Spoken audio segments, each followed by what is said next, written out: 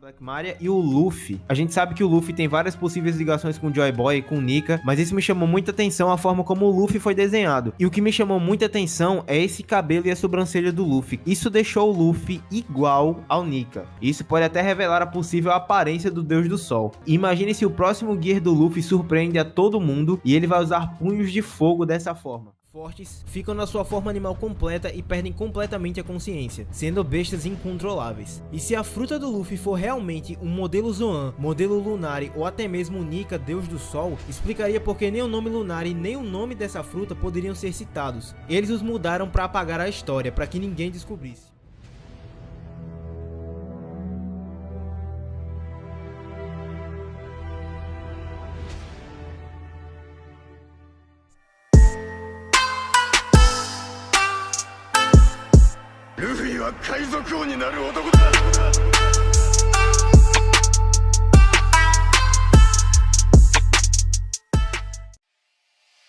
No dia 3 de fevereiro de 2012, em um SBS no volume 65, Eiichiro Oda disse: "Isso parece um mistério quando você considera os outros usuários de Akuma no Mi fortes e legais. A resposta é simples, é porque essa é a fruta mais ridícula de todas. Eu não acho que continuaria a gostar do meu protagonista se ele fosse forte e legal pelo caminho típico. Não importa o quão séria a história fique, Luffy sempre estará lá para se esticar e inflar. Ele sempre me dá chance de brincar. Esse é o tipo de mangá que eu quero escrever." E pra quem pensa que ele já não tinha planejado o que estamos vendo, estávamos muito enganados. Eiichiro Oda, desde o início da sua história, esse mangá incrível de mais de 25 anos, deixou tantas pistas, segredos e foreshadowings que é impossível negar o planejamento e a mente absurda do cara que tá por trás dessa história. Tudo estava diante de nós o tempo todo e nesse vídeo vocês vão saber cada detalhe que o Oda deixou na história pro poder mais absurdo e ridículo que conhecemos até hoje. O despertar da Itoi no Mi modelo Nika, o Gear 5. E eu faço as palavras do Rei dos Piratas as minhas. Que história de fato engraçada. Mas nós temos uma vantagem acima do Roger. Estamos vivendo na época do Joy Boy. A cena que o Oda sempre quis desenhar. Que época incrível para estar acompanhando One Piece. Existem diversas referências históricas, culturais e do próprio mangá que cercam todo o enredo por trás dessa fruta desde o começo. No capítulo 1 do volume Romance Down, será importante, guardem esse título, vemos Luffy comer acidentalmente a fruta que Shanks trouxe na sua aventura. Porém, muito diferente de todas as outras descrições de Akuma no Mi até hoje, Shanks afirma que essa fruta é um dos tesouros do oceano. E todas as Akuma no Mi até hoje são vistas como maldição, até porque são chamados de frutos do diabo. Então, desde o capítulo 1 já temos uma afirmação diferente sobre a Gomu Gomu no Mi. A tal batalha citada por Lucky Who viemos descobrir só no capítulo 1018, batalha essa que fez com que Shanks roubasse o tal fruto dos agentes do governo que o escoltavam. E essa é mais uma fuga da Zoan mítica descrita pelos Gorosei. Who curiosamente fala sobre Nika na mesma cena em que ele fala desse roubo. Desde o capítulo 1 já encontramos essas conexões. Agora vamos falar de algo antes mesmo de One Piece ser publicado. Antes do mangá de One Piece ser publicado pela Shonen Jump, Oda já tinha feito várias histórias curtas, os One Shot, ensaio do que seria One Piece. E um desses One Shots se chama Romance Down. Inclusive esse seria o nome do mangá que nós conhecemos hoje. Nessa história, a Gomu Gomu tinha uma recompensa de 5 bilhões de berries. E quem se lembra bem, essa é a mesma recompensa da Ope Ope no Mi, o fruto conhecido como Supremo. Pois é, muito tempo antes da história que nós conhecemos hoje começar. Essa ideia já existia desde antes de One Piece e o Oda não criou isso agora. Ele já tinha planos para que a fruta fosse rara e que nós descobríssemos que seu nome foi alterado historicamente para que fosse apagado, pois seria crucial para a história, já que Joy Boy despertaria a partir dela. Falando sobre a fruta Gomu Gomu no Mi, ela sempre teve características estranhas demais que muita gente não levou a sério em relação a outros frutos paramécia. Luffy sempre foi limitado ao seu próprio corpo. Ele não poderia controlar materiais com borracha, nem mesmo produzir borracha de si próprio, muito diferente das paramécia no geral que conseguem fazer isso com facilidade. Essa característica em que o corpo do usuário é transformado e que ele não tem controle sobre nada só se aplica ao Zoan, já que a propriedade da fruta deles é eles se transformarem em um animal ou em um animal mítico, que é o caso do Luffy. E agora tudo faz muito mais sentido. E o Oda já chegou até a brincar com isso quando o Luffy zoa Momonosuke dizendo que não sabe nada sobre isso, já que ele não é o Zoan. E em um pequeno quadro lá na Ilha dos Tritões, quando o contexto é sobre Barba Negra estar querendo roubar frutos, quando o Chopper se acha um alvo fácil e o Usopp diz o seguinte: quem precisaria da fruta Ito Ito no Mi? É, Usopp, essa fruta não é nada importante. Agora falando especificamente do Gear 5 e a forma como ele foi apresentada. Olha essa pose em que o Luffy tá rindo. Essa cena por acaso não te lembra nada? Olha a capa do volume 1.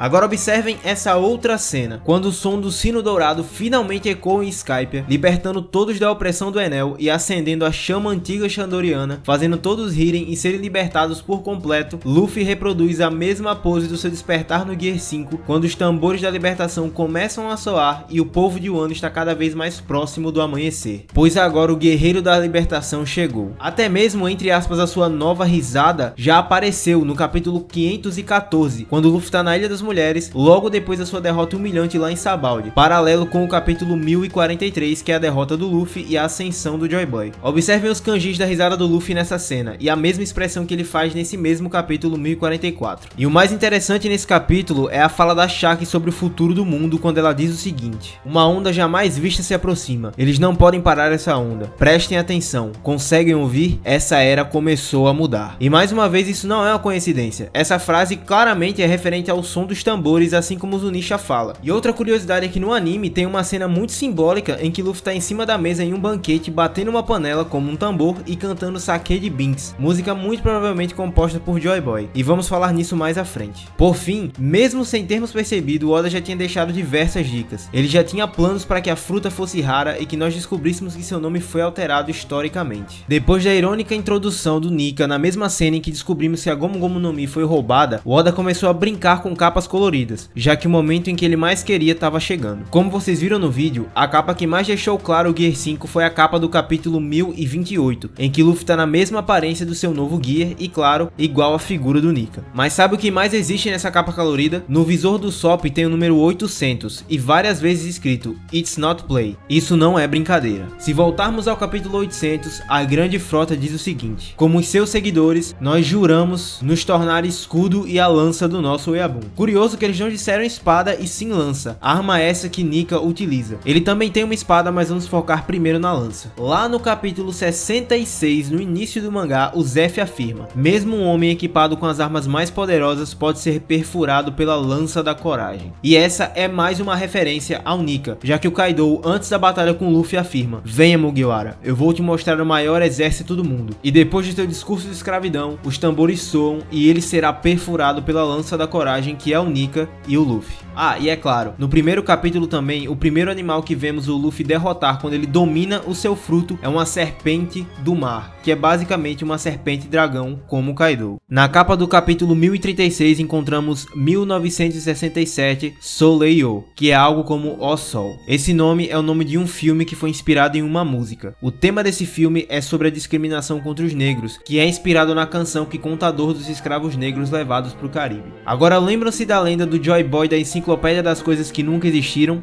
Pois bem, essa lenda contava do espírito da dança e da alegria humana, representada por esse homem que velejava e fazia com que os escravos dançassem até esquecerem de suas dores com o seu tambor. 1967 é o ano do filme, e em One Piece, no capítulo 967, é o que Roger encontra o tesouro One Piece. E na sua viagem é cantada a música Sake de Binks, música que levanta o espírito dos piratas desde a antiguidade. E na música Sake de Binks temos o seguinte trecho: as ondas seguem dançantes, rufem os tambores. Se você perder a coragem, essa respiração será a sua última, mas se você persistir, verá o brilho do sol do novo amanhecer. Por que vocês acham que os piratas dos Tritões chamavam-se os Piratas do Sol? E Ruzhu perguntou logo a Jinbe sobre Nika. E essa, além de ser a estrofe mais linda da música, também é a descrição perfeita da morte e do retorno de Luffy que aconteceu no capítulo 1043, enquanto ecoava o som dos tambores da libertação. E finalizando essa capa, vemos Luffy com as mãos em chamas e a neve derretendo. E isso é uma alusão à fala da Okiku: a neve está derretendo porque o amanhecer está próximo.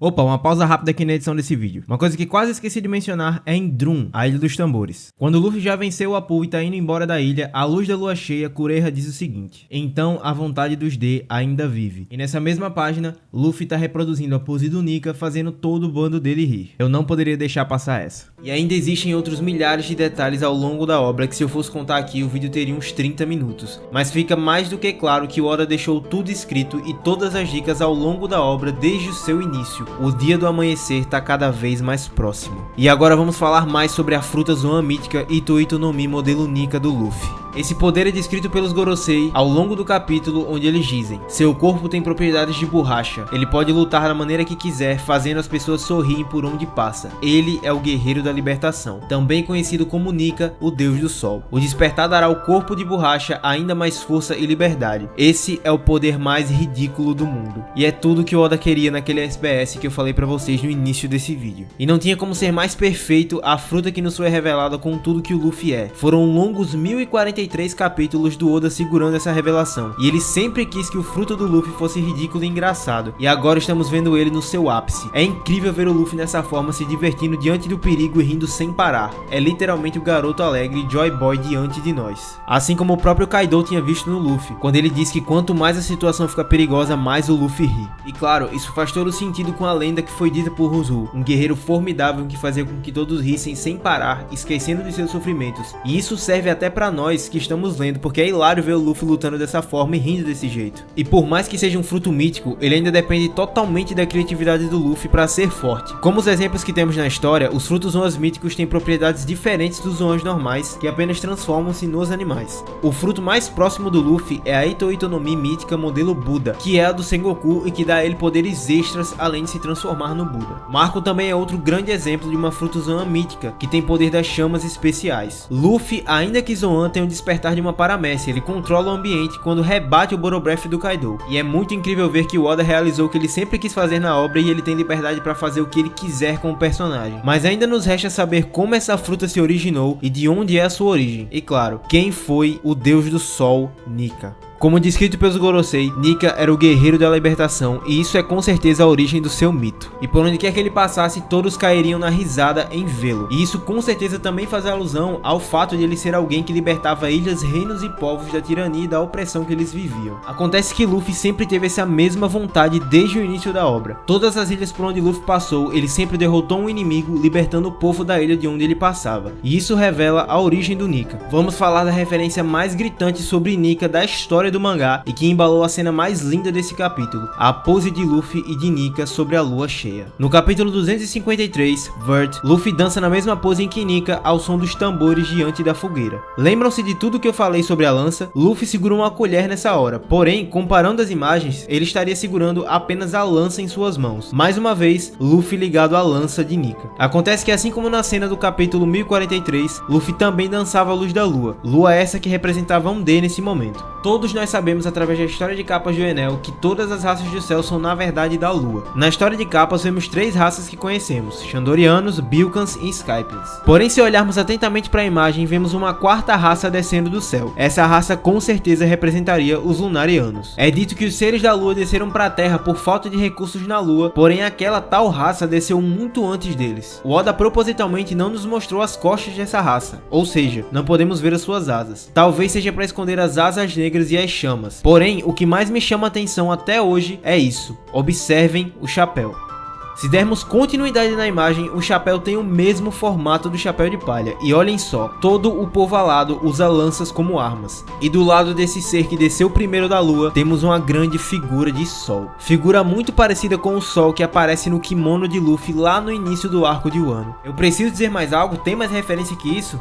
É claro que tem. King, o único Lunari ainda vivo, acha que Kaido seria o Joy Boy, pois ele poderia mudar o mundo. Ou seja, a raça de King carrega a lenda de Nika e do retorno do Joy Boy até os dias atuais. Nika muito provavelmente foi algum tipo de rei no passado, ou seu guerreiro mais memorável como Kalgara foi pro Shanyans. Mais uma referência do arco de Skype. É dito por Barba Branca que os Lunarians viviam em Marijoice muito antes do governo mundial, e essa fala só confirma o que é dito pelo Doflamingo no capítulo 722, quando ele diz que após a guerra da derrota do reino antigo, os Tenryubitsu se mudaram para Marijoice. Claramente era uma terra que existia antes do governo mundial, afinal Doflamingo também afirma que o governo mundial foi formado nesse dia. Dito isso, fica claro que Marijoa e o trono pertenciam a outro reino passado, e esse é o lar dos Lunari, daqueles que dobravam fogo, como Marco e Barba Branca disseram. Para mais uma vez vocês verem como Oda tinha tudo isso planejado, em um antigo rascunho da Red Line onde fica Marijoice, tinha escrito King's House, a casa de King, fazendo referência aos Lunari que viviam em Marijoice. Com isso eu afirmo para vocês, Nika vivia nesse reino, foi um Lunari e muito provavelmente era rei desse povo ou seu maior guerreiro. E sabe por quê? Observando as escadas escadarias que levam à Terra Sagrada, encontramos diversas estátuas de guerreiros. Acontece que todos eles seguram respectivamente lanças e espadas, as mesmas armas do Nika. O governo mundial venceu Nika no passado, mas perdeu a fruta que carregou seu mito e a sua vontade dentro dela. A fruta sempre fugiu deles por vontade própria, como dito pelos Gorosei, e 800 anos se passaram. Porém, Imo guardou um troféu depois da derrota do Nika, e foi a única coisa que ele conseguiu guardar: o chapéu de palha gigante na câmara congelada, mesmo chapéu que podemos ver na história de Capas. Vale lembrar que a família Monkey pode ter se originado de uma descendência do Nika. Como já falamos várias vezes aqui no canal, o Garp parece um ancião de uma tribo Shandion, o Dragon parece um guerreiro com aquela tatuagem no rosto e o Luffy representa o ímpeto do Nika. E isso é muito interessante pelo seguinte motivo: nós temos 7 famílias D e existem 7 câmaras diante do In, e uma delas tem um chapéu de palha gigante. Possivelmente cada uma dessas câmaras pode ter um tesouro ou algum símbolo da derrota de cada família D do passado. Isso é reforçado pela cruz que aparece em cima das câmaras e que também aparece em vários momentos da obra, como na roupa do Ors, que vemos lá em Thriller Bark. E por fim, reforçando ainda mais a ideia do porquê Luffy é de borracha e porque ele pode usar fogo, os Lunari conseguem se esticar e dominar as chamas, assim como o King e como Barba Branca afirmava, daqueles homens que conseguiam controlar o fogo. Nika foi um guerreiro que veio da lua para a terra e foi a figura mais importante para a história do Reino Antigo e acabou deixando um tesouro inimaginável para que no futuro a história fosse contada e o mundo seja transformado para o mundo que ele sempre sonhou. Kaido, quando ouviu a história do Joy Boy e que King achava que ele era, disse o seguinte: acha mesmo que o mundo que eu vou criar é o mesmo que vocês desejavam? Se Kaido sempre sonhou com um mundo de violência, será que o mundo de Nika era um mundo de total liberdade e de paz? Raftel foi um nome que conhecemos por anos e anos. Depois tornou-se Laugh Tale, o conto de risadas, lugar dos sonhos do Nika. A fruta da borracha foi um nome que conhecemos por 25 anos e por longos 1044 capítulos. E agora é a Ito Ito no Mi mítica modelo Nika, e que além do seu poder faz a sua lenda das suas risadas e da sua libertação serem reais. Será que o tesouro deixado por ele, o grande tesouro One Piece, também tem outro nome? Ele tem sim. E isso vai explodir a mente de vocês. O mundo conhecerá o guerreiro da libertação e os tambores estão soando como nunca. Vamos contar tudo isso no próximo vídeo. Aguardem.